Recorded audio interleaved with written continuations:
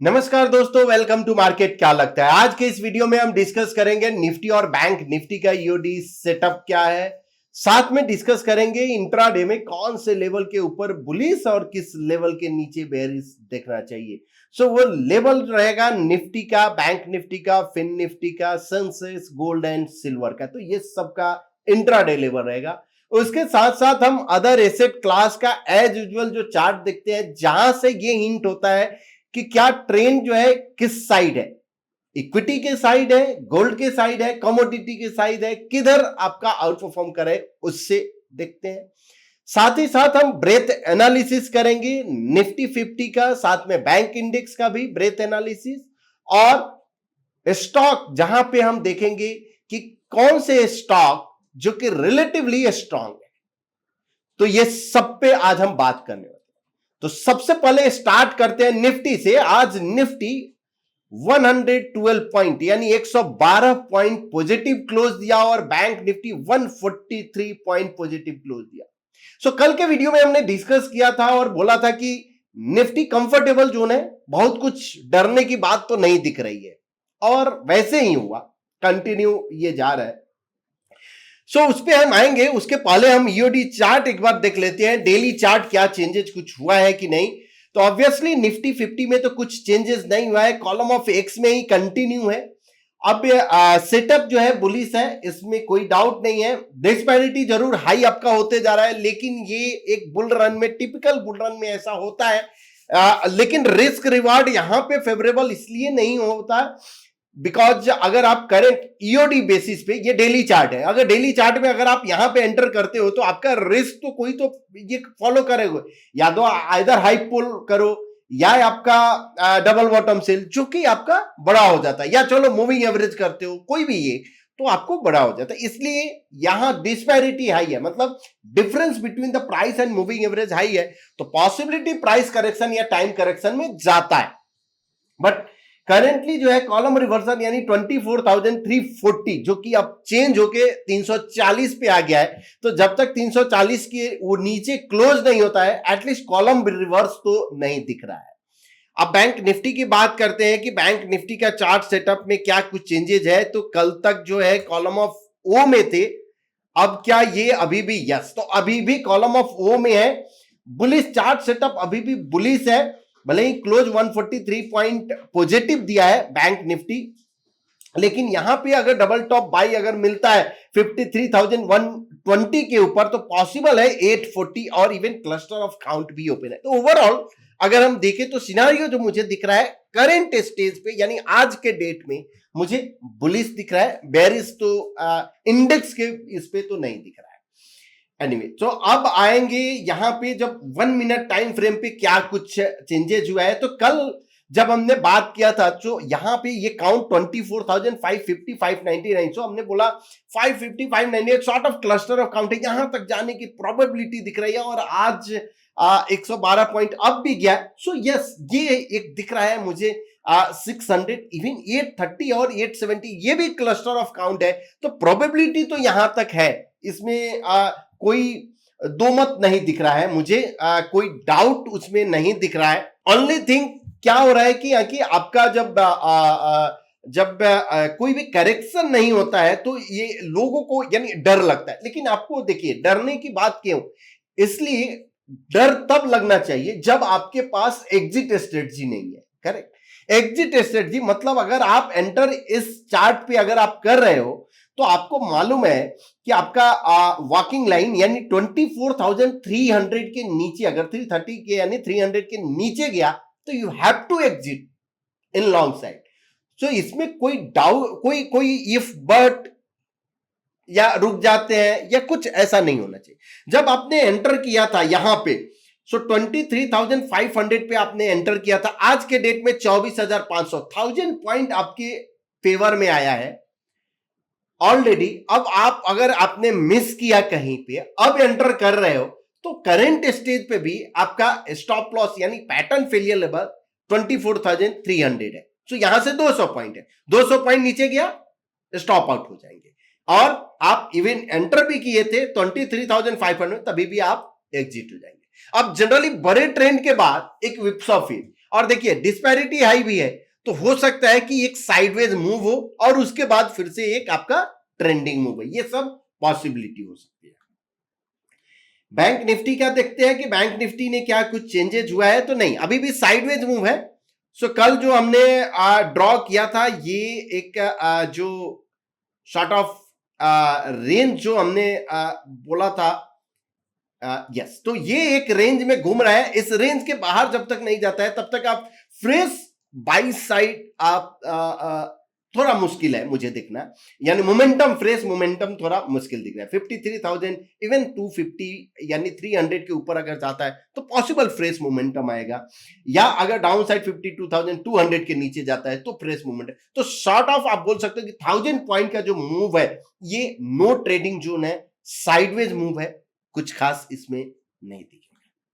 अब फटाफट 1 मिनट जो लेवल की बात कर लेते हैं, तो कल के लिए किस लेवल के ऊपर सस्टेन होता है तो निफ्टी को बुलिश देखना चाहिए। तो ओवरऑल चार्ट सेटअप बुलिश है, और कर के लिए जो लेवल है 24,525 के ऊपर अगर सस्टेन होता है तो पॉसिबल एक बुलिश अपॉर्चुनिटी, और 24,325 के नीचे बेरिश अपॉर्चुनिटी। सस्टेनेंस का मतलब क्या कि अगर 5 मिनट एटलीस्ट उस प्राइस यानी उस लेवल के ऊपर अगर ट्रेड हो रहा है तो उसको हम सस्टेनेंस काउंट करेंगे। बैंक निफ्टी के चार्ट के अगर हम बात करें तो बैंक निफ्टी का जो लेवल है 52,800 के ऊपर अगर सस्टेन हुआ तो बुलिश अपॉर्चुनिटी, और 52,350 के नीचे अगर सस्टेन हुआ तो बेरिश अपॉर्चुनिटी देखना चाहिए। अब फिर निफ्टी के बात करते हैं। 50 के लिए 23,750 के ऊपर बुलिश अपॉर्चुनिटी और 23,600 के नीचे बेरिश अपॉर्चुनिटी देखना चाहिए। सेंसेक्स क्या करता है? सेंसेक्स का सेटअप तो बुलिश ही है, बट 80,400 के ऊपर बुलिश अपॉर्चुनिटी और 79,750 के नीचे बेरिश अपॉर्चुनिटी देखना चाहिए। अब गोल्ड की बात करते हैं, और गोल्ड का जो यस सेटअप बेरिश जरूर हुआ है, और अगर यहां अगर ट्रेड अपॉर्चुनिटी मिलता है तो पॉसिबिलिटी है कि एक डाउन साइड काउंट जो कि 71,482, ये एक पॉसिबिलिटी है अगर इस यानी 72,100 के नीचे जाता है। तो इसलिए आपको बेरिश लेवल 72,100 के नीचे अगर सस्टेन होता है तो आपको 71,400 तक ये पॉसिबिलिटी है, और बुलिश अगर 72,800 के ऊपर अगर सस्टेन होता है तो बुलिश अपॉर्चुनिटी देखना चाहिए। अब देखते हैं सिल्वर की बात करते हैं, और silver, yes, silver sort of sideways यानी है, बट साइडवेज यानी बुलिश टू साइडवेज आप बोल सकते हो, बट 93,900 के ऊपर अगर सस्टेन होता है तो बुलिश अपॉर्चुनिटी, और 92,900 के नीचे बेरिश अपॉर्चुनिटी। तो ये रहा आपका इंट्राडे का लेवल। अब बात करते हैं अदर एसेट क्लास क्या इंडिकेट कर रहा है। तो यहां पे अदर एसेट क्लास यानी gold upon Nifty 50, GS composite upon Nifty 50, USD INR upon Nifty 50, तीनों एसेट क्लास कंफर्टेबल जोन में है, अंडर परफॉर्म कर रहा है against Nifty 50। That will be a good sign for the equity market, and equity market में outperform from here also. So आपको equity मतलब Nifty 50 में मोमेंटम हो सकता है। आपको अगर इक्विटी आउट परफॉर्म कर रहा है, इसका मतलब क्या है कि आपको आउट परफॉर्मर सेक्टर का आउट परफॉर्मर स्टॉक देखना चाहिए। और सीजनलिटी के हिसाब से हमने बात भी किया था, यानी DA1 पे बात किया था कि स्मॉल कैप पे आपको नजर रखना चाहिए, मिड कैप स्मॉल कैप में, खासकर स्मॉल कैप में। अब ऑल इंडेक्स अपॉन निफ्टी 50 को अगर हम देखते हैं तो यहां पे क्लियर इंडिकेशन दिखाया है कि स्मॉल कैप आज भी आउट परफॉर्म किया, मिड स्मॉल 400 थोड़ा आज अंडर परफॉर्मेंस किया निफ्टी 50 को, लेकिन स्मॉल कैप अभी भी आउट परफॉर्म कर रहा है। सो स्मॉल कैप अगर आउट परफॉर्म कर रहा है तो उसका फिर स्टॉक जो रिलेटिवली स्ट्रॉन्ग है उसको हमको देखना चाहिए। उसके पहले हम देखेंगे स्टॉक कैसे रिलेटिवली जो स्ट्रॉन्ग है वो देखेंगे। उसके पहले हम आते हैं और ब्रेथ थोड़ा देखते हैं कि क्या ब्रेथ अभी भी कंफर्टेबल है या नहीं। सो ब्रेथ चार्ट में हम आए और निफ्टी 50, सो यहां पे 72 है, यस, तो अभी भी कंफर्टेबल जोन में। 66 कंफर्टेबल है, 72 मतलब इसका मतलब क्या है कि पार्टिसिपेशन स्ट्रांग है अभी भी निफ्टी 50 के लिए। सो बहुत ज्यादा डरने की बात नहीं है, न्यूट्रल जोन में है। जब एक्सट्रीम जोन में जाएगा और फिर बेयरिश क्रॉस ओवर होगा तब फिर हम देखेंगे कोई बेयरिश साइड, तब तक के लिए हम बुलिश बने रहेंगे। एक बार बैंक इंडेक्स का भी हम देख लेते हैं कि बैंक इंडेक्स में क्या चेंजेज हुआ है या नहीं।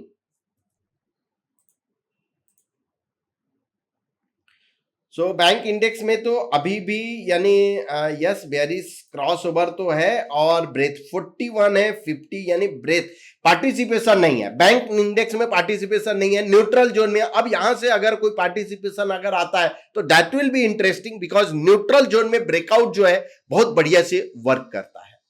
अब वीडियो के लास्ट पार्ट में आते हैं जहां पे हम स्टॉक डिस्कस करते हैं। तो स्टॉक के लिए हम प्राइस और आरएस स्कैनर में हम आते हैं। आरएस स्कैनर और PNF price and RS scanner, यहां पे हम सिलेक्ट करते हैं निफ्टी 750 सिलेक्ट करते हैं। पॉपुलर स्कैनर देखिए, यहां पे आप कोई भी स्कैनर ले सकते हैं, लेकिन एएफटी या टर्टल जो ब्रेकआउट सॉरी बेयरिश हमने फिर से बुलिश पैटर्न लेते हैं। एएफटी या टर्टल यानी जो पॉइंट एंड फिगर के जो ये पैटर्न है टर्टल ब्रेकआउट, तो उसको हमने लिया, निफ्टी 500 से डिवाइड किया, बॉक्स साइज के लिए 1% कर दिया और उसके बाद यहां फ्रेश किया। आरएस चार्ट पे हमको एटलीस्ट डबल टॉप बाई भी अगर मिलता है तो चलता है, कोई इशू नहीं, डबल टॉप बाई, और यहां पे 1% कर दिया, इसको फ्रेश रखा, इसको रनिंग रखा और स्कैन कर दिया। सो ये इस तरह से ये आपको स्कैन करके बताएगा कि कौन सा स्टॉक जो कि प्राइस चार्ट पे भी ब्रेकआउट हुआ है और आरएस चार्ट पे भी ऑलरेडी ब्रेकआउट है। सो इस तरह से ये स्कैन हो गया और स्कैन होने के बाद आपको यहां से हम शॉर्ट किए, तो अभी देखिए 32%, 20%, तो यहां से हम शॉर्ट करके ये आ गए कि बॉम्बे डाइंग पीजीईएल। अब बॉम्बे डाइंग का अगर आप चार्ट देखो तो क्लियर बुलिश पैटर्न जो दिख रहा है, डबल बॉटम सेल यानी 209 का ये पैटर्न फेलियर लेवल है, पॉसिबिलिटी है एक अपसाइड मूव। पीजीईएल है, फोनिक्स है, उसके बाद जुबली नेग्रिया जो है, ये चार्ट जो काफी इंटरेस्टिंग मुझे दिख रहा है, एक जो कंसोलिडेशन यानी 2022 से लेकर अभी तक ऑलमोस्ट 1 ईयर के कंसोलिडेशन का ये ब्रेकआउट हुआ है। सीरीज ऑफ यहाँ पे बाई सेल बाई यानी बुलिश ब्रॉडनिंग फॉलो थ्रू भी हुआ है। सो अपसाइड जो काउंट है, यानी एक बार अगर हम चार्ट यहाँ पे प्लॉट करते हैं और देखते हैं कि क्या यहाँ पे कुछ चेंजेस। यस, सो ये जो अपसाइड जो काउंट है, यानी इस कॉलम से भी आप प्लॉट कर सकते हो, जो कि 637 दिख रहा है, उसके बाद 697, 740, तो ये काउंट आपका ओपन है और ये कंसोलिडेशन का ऑलमोस्ट 1 ईयर कंसोलिडेशन है। अगर ट्रेंड कंटिन्यू रहता है तो यहाँ पे एक मोमेंटम आपको दिख सकता है। उसके बाद ब्लू स्टार जो है, यहाँ आपको पैटर्न फेलियर लेवल थोड़ा दूर है, बट आप इसको ये जो पैटर्न फेलियर यानी 13%, 14% का है। स्वान एनर्जी 15-16% है यहाँ पे स्वान एनर्जी का, जो कि यहाँ अभी इंटरेस्टिंग, यहाँ पे भी स्वान एनर्जी दिख रहा है। देखिए ये जो स्टॉक जो है, अगर मान लीजिए कि यहाँ की ठीक है सब कुछ ब्रेकआउट हुआ है, लेकिन रिस्क रिवार्ड अगर फेवरेबल नहीं है तो हम क्या करेंगे, हम अवॉइड करेंगे। ऐसा नहीं कि यहाँ की जबरदस्ती जाना है। अभी क्या, अगर हम देखें सिनारियो, तो 785, 939 ये काउंट आपका ओपन है। इवन इस कॉलम से भी तो 930, 931 ये क्लस्टर काउंट है, पॉसिबिलिटी है इधर आने के चांसेस ज्यादा दिख रहे हैं। तो स्वान है, तो इस तरह से ये सभी स्टॉक पे आपको नजर रखना चाहिए। पैटर्न फेलियर लेवल हम बता ही रहे कि यहाँ की जो डीवीएस है वो आपका पैटर्न फेलियर लेवल है। अब अगर वेलकॉर्प और ग्रिप्स कॉटन जो 32%, 20%, अगर मान लो कि यहाँ की मुझे उतना बड़ा रिस्क नहीं लेना है तो इसका चार्ट भी देखने की जरूरत नहीं है, बिकॉज उसका फॉलो थ्रू। अब ये समझ आया कि ये आरएस आउट परफॉर्मर है, ग्रिप्स कॉटन और वेलकॉर्प। अगर थोड़ा करेक्शन आता है, next follow through will be an interesting. तो इस तरह से आपका स्टॉक आपको सिलेक्ट करना है। अब देखिए कल जो है हमने जो पावर सेक्टर सिलेक्ट किया और सीईएससी, तो सीईएससी का अगर आप चार्ट देखो तो आज ऑलमोस्ट 6% पे क्लोज दिया और मॉर्निंग में एक समय था आई थिंक 9% भी था, तो 6% आप। तो इस तरह से कैसे आपको स्टॉक सिलेक्ट करना है और रिलेटिवली जो स्ट्रांग है उसको आपको देखना है। अब वीडियो के लास्ट पार्ट पे आते हैं जहां पे हम कमेंट लेते हैं। तो कल के वीडियो पे एक बार कमेंट देख लेते हैं। Thanks Raju, okay welcome, thanks sir. Make a video on fast scanner, ठीक है sir. Dekma happening in November, when is Decknock taking place? So देखिए डेकमा और डेकनॉक जो हमने ये भी किया, बोला भी था और इसमें कि अब दोनों जो है हमने साल में एक ही हम लोग करेंगे और दोनों को मर्ज कर दिए हैं। तो इसलिए आप डेकमा में और हम लोग ये रखेंगे कि यहाँ की आपका नॉइजलेस चार्ट भी रहे और सब यानी कॉम्बिनेशन। सो दोनों अब एक ही हम लोग करेंगे। सो इस बार डेकमा कर रहे हैं। Please take our learn Vanita. Oh okay, मुझे याद है, आई थिंक जो आपने क्वेश्चन किया था कि डिकमा में हम रिकॉर्डिंग अवेलेबल होगा कि, तो देखिए अभी तक हमने डिसाइड नहीं किया है कि रिकॉर्डिंग होगा नहीं होगा, कैसे क्या होगा। सो इसलिए अगर कुछ भी अगर ऐसा होगा तो जरूर हम लोग अनाउंस करेंगे, लेकिन फिलहाल तो नहीं है।